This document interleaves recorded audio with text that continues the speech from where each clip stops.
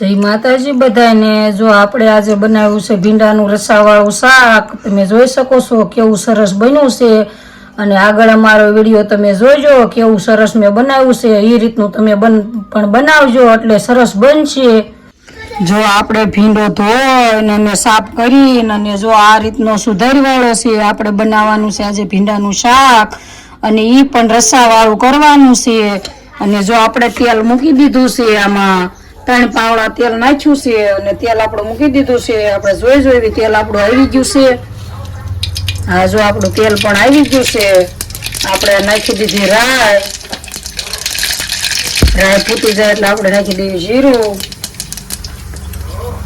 આપણે જીરું નાખ્યા બધા નાખવાની વઘાણી નાખીને આપણું તેલ આવી ગયેલું છે ને આ રીતનું જો આપણે નાખી દેવાનો છે એમાં ભીંડો બતાવી આપણે એમાં ભીંડો નાખી દીધો છે। આપણે નાખી દીધી છે હળદર નાખીને જો આ રીતનો મિક્સ કરવાનો છે। આપણે તેલમાં ભીંડો ચડવા દેવાનો પહેલા એટલે શીકાશ બધી તેલમાં બળી જાય પછી આપણે સાસને નાખવાનું છે એટલે આપણું રસાવાળું શાક સરસ બને। આપણે પહેલા એને તેલમાં ચડવા દેવાનું છે। સ્વાદ પ્રમાણે મીઠું નાખીને જો આ રીતનું આપણે હલાવી લેવાનું છે શાકને અને આપણે સરસ મજાનું એને તેલમાં ચડવા દેવાનું છે। તેલમાં ચડે ને પછી આપણે રસાવાળું શાક બનાવવાનું છે। જો આ રીતનો ભીંડો અંદર ચડવા દેવાનો તેલમાં સરસ મજાનો અને જો આ રીતનો સડી જાય ને તેલમાં સરસ એટલે છે ને શિકાશ સેજય ન રહે। જો આમાં શિકાશ જ ન રહે। આ રીતનો તમારે તેલમાં હાવ એટલે હાવ ચડવા દેવાનો છે અને સરસ મજાનો સડી જાય ને આ રીતનો એટલે આપણે એમાં નાખવાનું છે મરચું।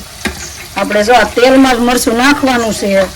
જો એ રીતનું તેલમાં મરચું નાખીને આમ મિક્સ કરવાનું તેલમાં જ તે જો આપણે લસણ વાળું મરચું છે ખાંડેલું અને જો આ રીતનું આમ મિક્સ કરવાનું તેલમાં જ તે પેલા મિક્સ થઈ જાય તેલમાં અને તેલમાં પાકી જાય પછી આપણે આમ આ રીતનું આ મિક્સ કરી વાળવાનું છે। આમ તેલમાં સરસ મજાનો સડી જાય એટલે ભીંડોય સડી જાય અને મરચું પણ આપણું પાકી જાય। તમે જોઈ શકો છો જો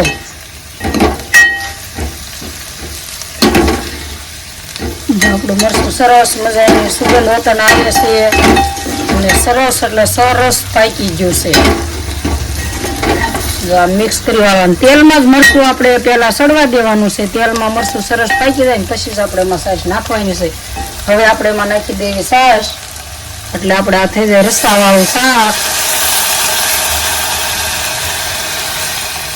આ રીતનું મિક્સ કરી વાળવાનું આમ આપણે રસાવાળું શાક બનાવવાનું છે।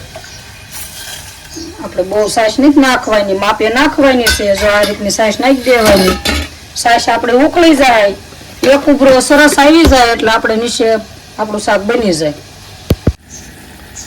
જો આપણે રસો સરસ ઉકળી ગયો છે હવે આપણે એમાં નાખી દેવી ખાંડ એટલે આ છાશ વાળું શાક હોય એટલે શેષ ખાંડ નાખવાની। આ છે આપણું ધાણા જીરું અને આપણે હવે ગેસ બંધ કરી દેવી। હવે આપણે એમાં નાખી દેવી કોથમરી। આ રીતની કોથમરી નાખી દેવાની અને આપણે રસાવાળું ભીંડાનું શાક બનીને તૈયાર થઈ ગયું છે। જો કેવું સરસ આપણું ભીંડાનું શાક બન્યું છે। લાઈક કરજો, શેર કરજો, સબસ્ક્રાઈબ કરજો। જો આ રીતનું શાક બનાવો એટલે કેવું સરસ બને।